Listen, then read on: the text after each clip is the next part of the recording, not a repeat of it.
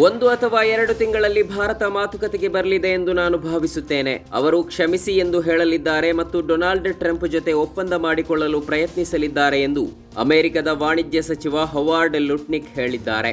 America ಭಾರತೀಯ ಉತ್ಪನ್ನಗಳ ಮೇಲೆ 50% ತೆರಿಗೆ ವಿಧಿಸಿರೋದು ನಂತರದ ದಿನಗಳಲ್ಲಿ ಭಾರತ ಜಾಗತಿಕ ಮಟ್ಟದಲ್ಲಿ ರಷ್ಯಾ ಚೀನಾಗೆ ಹತ್ತಿರವಾಗಿರುವ ಬೆಳವಣಿಗೆಗಳ ಬಗ್ಗೆ ಅಮೆರಿಕ ವಾಣಿಜ್ಯ ಸಚಿವ ಲುಟ್ನಿಕ್ ಪ್ರತಿಕ್ರಿಯೆ ನೀಡಿದ್ದಾರೆ. ಇಸ್ಲಾಂ ಎಂದರೆ ಶಾಂತಿ, ಪ್ರವಾದಿ ಎಂದರೆ ಶಾಂತಿಯ ದೂತ. ಪ್ರವಾದಿಯವರು ಶಾಂತಿ, ಸಮಾನತೆಗಾಗಿ ಮತ್ತು ಬಡತನ ನಿರ್ಮೂಲನೆಗಾಗಿ ಹೋರಾಟ ಮಾಡಿದ್ದರು ಎಂದು ಮುಖ್ಯಮಂತ್ರಿ ಸಿದ್ದರಾಮಯ್ಯ ಹೇಳಿದ್ದಾರೆ.